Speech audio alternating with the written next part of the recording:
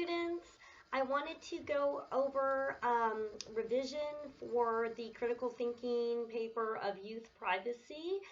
So I've graded the essays and I'll be posting a revision assignment to just explain really quick how that will work before I go into the ins and outs of what you'll need to do. So to revise your paper, I will post a revision assignment, and for that revision assignment, you will need to upload both your first document, your first paper, and your revisions. You've got two documents that you need to make sure are there. It's a lot faster for me if I have the first document in front of me and then your revised, because I can look at one and look at the other really quickly, rather than starting from scratch. That means it's faster for you to get it back as well. So the other thing I need you to do, I will post this in the directions of the assignment, but this is just to go over everything you need to do, is I also need for you to highlight your thesis statement in your revision and highlight each topic sentence in your body paragraphs. So I need one sentence highlighted for each paragraph except the conclusion. I don't need anything highlighted in the conclusion. But again, thesis statement in your intro and each topic sentence in your body paragraphs, even if that was not an issue in that paragraph for you. So for example, even if I said good thesis statement, you still need to highlight the thesis statement for the revision. Even if I said good topic sentence in that paragraph, I still need you to highlight it. So going through these, uploading both parts of it and then highlighting the thesis statement and also your topic sentences is part of the revision process. So I have corrected everything, and then in addition to the in-text corrections, I write everyone a note. And so it may seem a bit lengthy. I just really want you to do well. I really want you to understand what I am looking at, what needs revision, etc. So I really try to explain. So don't be intimidated. Just know that I'm sincerely trying to help you to understand so that you can boost your grades, so you know what to do when you revise your paper.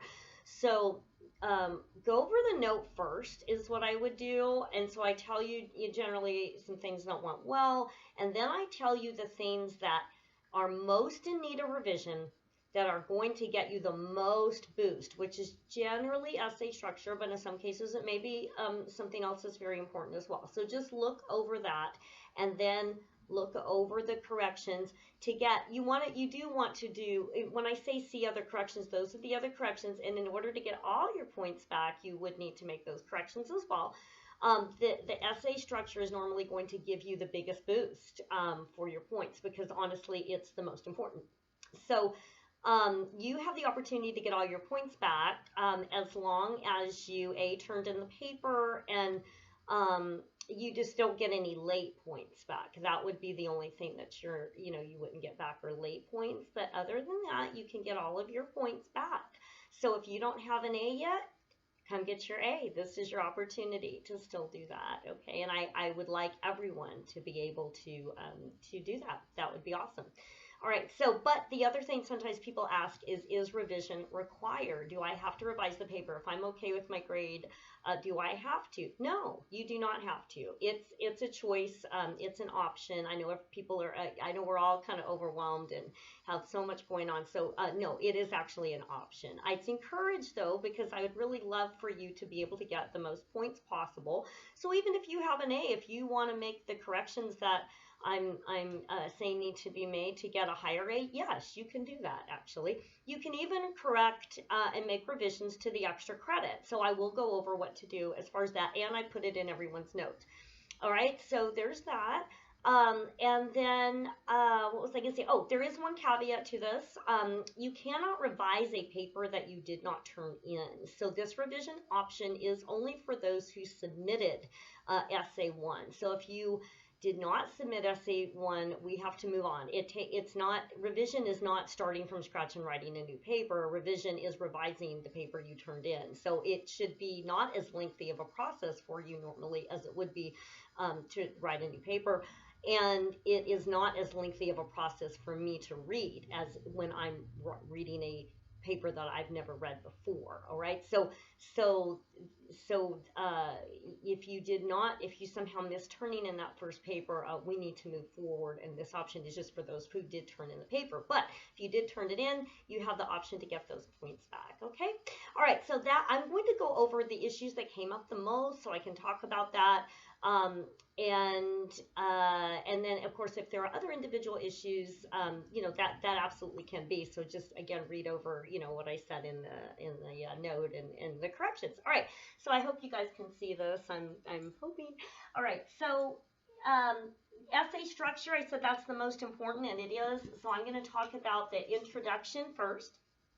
So the introduction is hugely important because that's what leads your reader to your main point. So your introduction needs to do what I had said in the writer's workshop, right? And it would be a really good idea in your revision process to go back to that writer's workshop video and look through that again. And the benefit of that is, you could stop and start and that kind of thing. If you have any trouble accessing it again on Canvas, you can go to my YouTube channel. If you just go to YouTube and put in Kelly Ryan and put in like, writer's workshop, youth privacy or critical thinking or something like that, any of that will get you to the channel, and you just look for the right video. So that's another way to do that, really anytime. If you have any trouble getting, having the video play or any problems, that's a plan B that would work quite well. All right, so introduction. But to review, your introduction you need to remember awareness of audience. You need to picture your reader as someone that is a very intelligent person, but they don't know the issue necessarily. I don't mean that they may have never heard of it, but they have not been thinking about it on the level that you have, right? So you've got to picture your reader as an average person on the street, and you are bringing them in to talk about this issue, and they're going to read your paper, but they have not been thinking about it as much as you have if you've been writing a paper on it. They're just, as I like to say, skippity-doo-dah down the street. We're going to pull them in and have them read this paper. So, for example, youth privacy. They may not have been thinking about youth privacy, right? So you don't want to just jump in like you're in the middle of a conversation about it. You need to, get them there, right? So it's kind of like they're in the driveway, right? You got to lead them to the front door. You don't have a pogo stick. You're just going to jump there, right? So you have to lead them there smoothly, right? So again, you must, number one, explain the issue. Explain the issue. What is this issue of youth privacy, right? So again, you can go back to that writer's workshop where I gave an example of that, which was something like, recently parents and students and educators have been debating. I mean, something, it doesn't have to be that exactly, but you want to explain the issue. Make sure you clearly explain the issue, okay? So next you need to explain the controversy. Explain both sides neutrally. So you want the reader to understand the issue. You want the reader to understand why people disagree about this without taking a side yet, just so they're clear on what the issue is and why people disagree. All right. Then next layer, so that's layer 1. Layer 2, next layer is you need to transition to your thesis. Start turning the car, as I like to say, to your thesis statement. Start explaining your thesis statement before you get there so the reader is very clear on where we are going. Then you need a clear thesis statement, topic plus idea. So you need both of those. You need to, what are you suggesting? What do you want? What idea are you putting forward? It's your big dog idea. It needs to be really clear, right? The big dog idea is referring to the extra credit video I made, as in Clifford the big red dog, and there's a whole thing on that. So you could go to that extra credit video. It's posted, and it's on the YouTube channel too. But anyway, it's your big idea of the whole paper. So it needs to be very, very clear. Your thesis statement should be so clear that if we were back in person, which I'm hoping soon, right? That if all someone read was your thesis statement. Let's say you had your introduction written as a draft and you said to a student, oh, do you mind reading this over for me? And they said, sure. And they were reading it, and all of a sudden there was a fire drill pre-COVID. I even miss fire drills, right? That they read it, and for some reason they went right to the bottom, and all they read was your thesis. They should know what your essay is about. That thesis should be that clear. One sentence. They should know what your essay is about. So no pressure, right? But it needs to be clear. So if I said that it needs to be a little more clear, then you can do that, right? So all right, so your introduction needs to be very clear. I have this written down in another area, but it pertains here as well. So you, especially in the introduction, the reader needs to know where we're going. Avoid vague generalities. What do I mean by that? Well, it's an English teacher term, but it means just vague statements that are not specific, and the reader doesn't really understand. They can't put themselves into what you're talking about. So they're just like, they're reading the paper. I'm going to grab a piece of paper here for a visual effect, a low-key visual effect. They're reading the paper and they're going, I don't get it. I don't understand. What do you mean? Don't do that to your reader. They're trying so hard to understand. You want to be just super clear so they understand without that. So a vague generality would be like, things are so bad lately. I mean, like, well, what things? What things? Don't use that word in your paper, by the way. It's too vague. What things? Why are they bad? I mean, don't assume your reader knows what's in your head, right? I mean, like, and so, I'll use something pertaining to this paper. Things are really rough for youth these days. What things? What's happening here, right?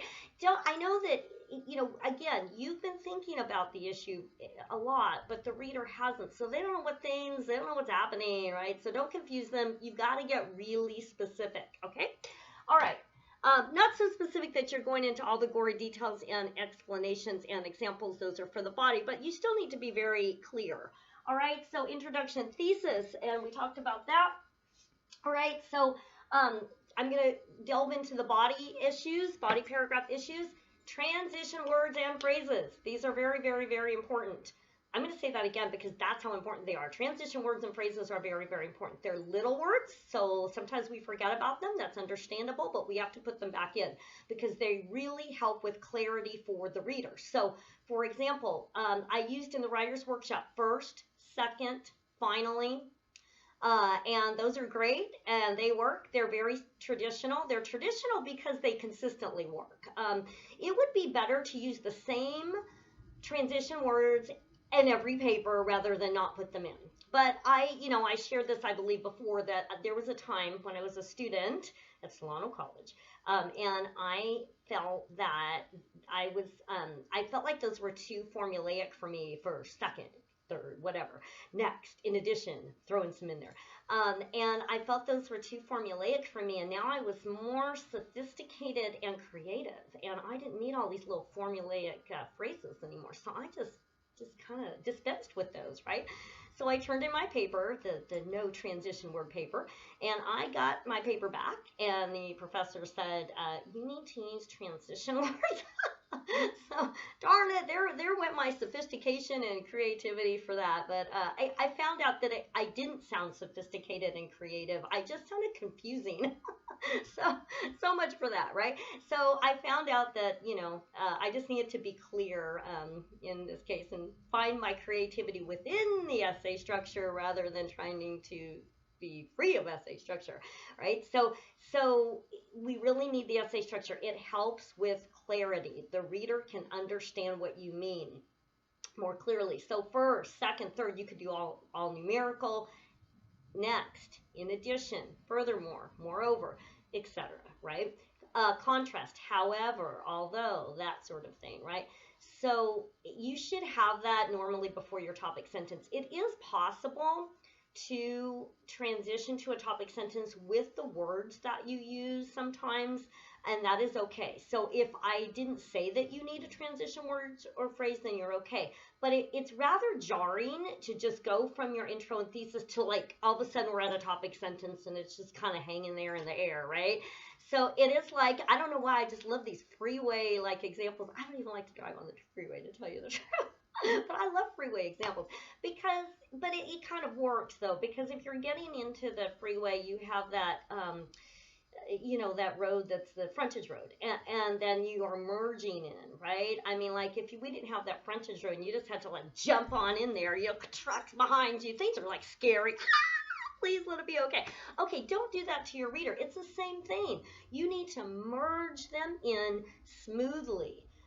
to your point, and that way it's not a bumpy ride, right? They're like smoothly going into your point, and it's enjoyable. I mean, it's pleasant. It's like, going with someone for a pleasant ride, right? That's what you need for your reader, right? So if you didn't put in the transition words or phrases, the good news is it's super easy to put those folks back in. So put them in. All right. Topic sentences. I'm putting a little star because that's how important they are. Topic sentences are the building blocks of essays. I'm going to say that again because it's that important. Topic sentences are the building blocks of essays. Without topic sentences, to be perfectly clear, you don't have an essay. You have some writing, but you do not have an essay without topic sentences. That's how important they are. Every single body paragraph has to have a topic sentence. I'm sorry, I'm getting so excited. I'm like jumping up and you're like trying to follow this video. Oh my gosh, what's happening here? So anyway, like, okay, well, topic sentences are very, very, very important. Obviously, I'm very excited about them. So it is your main idea for the paragraph. It has to support your thesis. So it can't be like a different idea that doesn't support the thesis, right? You need to know which one it is, and that's why I want you to highlight it. Very traditionally, it is the first sentence in the body paragraph. It can sometimes be the second if you need a little more background for some reason. And sometimes when you're working with the opposition, it could even be in the middle of the paragraph. But very traditionally, especially if you're not working with the opposition in that paragraph, it is often the first sentence. If you, like a lot of folks, have trouble with topic sentences, have it as your first sentence, because then, boom, you know that you can check that off your list. If you've got your transition word and then you have your topic sentence, boom, boom, check, check, next layer. That was layer 1. Now I'm going to go on to layer 2, right? So, but you've got to have it and you've got to know which one it is, and that's why I need you to highlight it, all right? So it has to be an idea. It cannot be a fact. It has to be an idea. So again, think of your big idea is your thesis. What is it that you're advising about this idea about youth privacy? And do remember in the intro, I said that you must narrow down your age group, whether it's online or offline, and what you want. What exactly are you advising? That will be in your thesis. So think of your topic sentences as reasons. That's one way to think of them. Every reason gets a paragraph. That's what I like to talk about is the plan of attack, right? Where am I going with this? What's my big idea? What are my 3 reasons that I think that? Reason 1, reason 2, reason 3. Each reason gets a paragraph. So each reason turns into your topic sentence. It can also be a smaller idea that is part of the bigger idea, right? Has to be an idea, cannot be a fact, cannot be a vague generality. So again, we're going to avoid statements like things are really bad. I don't know what those things are. I don't know why bad is really vague. Something like I'm trying to think of one that has something to do with youth privacy. Let's see. Kids need a lot of space. Okay, I have no idea what that really pertains to because it's not explained, right? You've got to be focused and specific enough that it's a clear idea, clearly stated. Okay, I'm also going to, this is something I didn't write down, but I'm going to try to, okay, I'll talk about that later. I think that was getting into another topic. But at any rate, clear idea. You need to know what it is. It has to support your thesis. If it does not support your thesis, that's not a good topic sentence. That's going off in a different direction.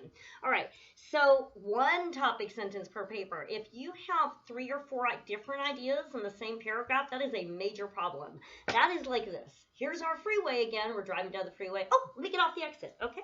All right. Now now I'm going this way. Different direction. Oh my gosh, I'm getting off the exit again. Now I'm going to go the opposite way. Okay, riding along again. Oh, here's another exit. Let me hop off and go this way. Your passenger is going to be like, oh my gosh, this is scary, right? That's kind of like what you're doing to the reader. We're going this direction. We're going that direction. We're hopping all over the place. They're like exhausted. They're stressed out. Whoa, don't do this to them. 1 main idea per paragraph. So what I have done, if that has happened, and it can happen, our minds are very complex, so of course we can think of a lot of different ideas at the same time, and sometimes it happens that they're all getting in the same paragraph. We just have to sort them out, right? So what I have done is if I see that I've normally done this. I've said that there are several ideas in this paragraph, and I've tried to point them out where they are so you can find them. Idea 1, idea 2, idea 3, idea 4, or whatever, right? So the reason I've done that is not to be punitive in any way. It's just to be clear so that you can see this is an idea, this is a different idea, and this is a different idea, but you can only have one per paragraph. So that's why I'm trying to help you to kind of tease them out where they are, okay? One per paragraph. All right, so so do know that you need to explain your topic sentence. It's also called primary support. I call it English lasagna layer number 2. Explain it. The reader is not in your head. They don't really understand why this should be. For example, let's say that you are you are advising a moderate level of privacy online so that teens can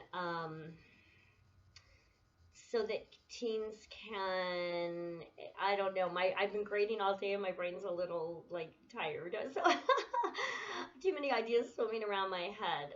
Let's see. Okay, let's do something. I'm going to focus on elementary school children. The elementary school children should have a moderate level of privacy so that they can both be protected from danger and yet be able to be tech savvy and prepared for the future, right? So your first idea might be that they need to be protected from danger, right? So then you would explain that in your second layer. That's your primary support. You have to explain that for maybe the reader that isn't really aware of really what the dangers are. Like you would explain if it's, online predators and etc. and what the dangers are, and then how this moderate privacy can protect them. Don't forget you've got to support your thesis statement. So everything is a direct line to the thesis. So in that case you would have to explain what the dangers are specifically, but then how the moderate level of privacy can support them in being protected. All right, then you need evidence. You must have evidence. So that's the next thing that came up the most. So I get topic sentences, specific examples, and evidence. I did say that you can give it a specific personal experience. That's fine. Just don't forget to give the whole example. Sometimes we just explain and then we don't give the little story that illustrates that point. Give the little story. Do know it has to support the topic sentence. It can't be like going down a side street or a different point. Sometimes we kind of go off on a bit of a tangent, which is a logical fallacy called red herring, where we go off to the side a little bit and we go kind of on a tangent. One idea leads us to another one, and we're lost in the woods somewhere, basically. But it just, you want to make, so that's why you want to make sure that every example, you look back at your topic sentence, go, does this directly support that? Or am I off on a little bit of a side street here? All right, no side streets, right? So if you've done that, then you might have to set that example aside and give another one. If I said you need to explain the example a little bit more, then you might need to explain a little bit more. Your evidence is fine. You can use evidence from research. We talked about that. That's totally fine. Just make sure the evidence does support the topic sentence and it's not off on a different direction, okay? But you must add specific examples. That's you've got to do it. The reader needs to see it, right? And the specific example and or the facts, the details from your research, that is your evidence, all right? So we've done that. And then conclusion.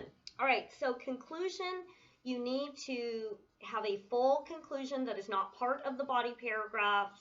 You need to touch back on the thesis and intro clearly, all right? So don't know new information, right? No, this is not the time for a new point. This is not the time to disagree with your thesis. No new information, right? And sometimes just we're human and different thoughts occur to us and that we just kind of want to put it in, but stop. Before you turn in your paper, I mean, it's a really good idea to read it over, but it's really a good idea to read just the intro and the conclusion. Make sure they match. Make sure that they match, that there aren't new points in the conclusion that weren't in the intro. That's one way to check that, okay? The other thing is, and this is something I had in my other section, but no you in essays, the word you. I'm going to write this really big, and then I'm going to draw a line through it. Do not put the word you in an essay unless, not for this class, but you are for a class that you are writing what's called a directional process essay, that you're giving directions like how to make chocolate chip cookies, and you're directly telling the reader, now you need to mix in the chocolate chips. That's the one exception to this rule, but we're not doing that in this class. So no you in essays. It is just, it's informal, it's confusing. Because a lot of times when we're saying you, we really mean I. You know, like when you go to the store and you forgot your list and then you can't remember. But I'm talking about me. I'm talking about I. So we need to use I, or, so you can use I, but in the research paper, it's not normally done. So for the final one, we won't. But even though I said you could turn this into a research paper, I said it was fine. So that's okay. You just always need to check with your professor if it's okay to use I. But it's fine in this case. It's fine. So I is okay. And one, the universal human experience would be one, not you. And here's what happens in the conclusion sometimes. It's just human, but it's something we need to look out for. Is we don't use the word you anywhere in our essay. We're zipping along. Everything's going fine. We get to the conclusion, and then we do this. We go, so if this happens to you, you as a parent need to give your child enough freedom online to... Don't do that. The reason why is that it's almost like if you are going to see a play and you have the actors on the stage and there you are, you're sitting in the front row, everything's fine. I love this play. It's a great play. And all of a sudden, one of the actors who's like in costume, all of a sudden he goes, hey, you in the front row with the green outfit on, this applies to you. Oh my gosh. Wouldn't you just feel like, what's happening? What's happening? It's not going to be. What's happening? Okay, don't do that to you. Stay in character. Stay in character. It's I or it's one. Just stay in character. The reader will understand that it applies to them too, that the lesson or whatever applies to them too, but stay in character. No you. All right? So you can choose to sum up your topic sentence. That's fine. You can do what's called a final thought, not a new thought, not a new final thought, but a final thought that is consistent with your thesis. But the reason how I think of this is, I think of this is what's at the heart of the issue. What is underneath the issue, right? And so why is this so important? Like, what's getting to the heart of the matter is what I call it. And that can be your final thought. Like, why is this so important, right? And I don't have an example of that right now, but anyway, we're getting to the heart of the matter. Otherwise, but you're going to go back to that introduction. You're going to go back to your thesis. You're not going to say them word for word because that would be like a rerun, but you are going to touch back on those points and just kind of, and you could sum up your topic sentences. You don't have to. You could offer a final thought, a consistent thought, but a final thought getting to the heart of the matter. All right, so let's go into my next issue is, okay, let's see. I'm going to go over sentence structure now, really quick. Sentence structure, I'm not going to go over it really quick because probably a lot of you got that in your previous like English class, but I just want to touch on it because it did come up. So we've got sentence fragments, and that can happen quite easily. I am going to try to flip this without it flipping over the whole easel, which I really don't want to happen. But all right, so fragment. Okay, so fragment, I'm going to write this phrase here. It is true that, because that is like a secret, not so secret, but trick to help with fragments. A fragment is, it's an incomplete thought. It is a sentence that cannot stand on its own, and it's missing either a noun or a verb. Noun or verb, I'm going to do, it's either missing a noun or a verb, or I'm going to call, there's another type of fragment that's what I call a cliffhanger fragment, and I'll okay. Well, that was exciting. Did you wake up if you were like falling asleep? Okay.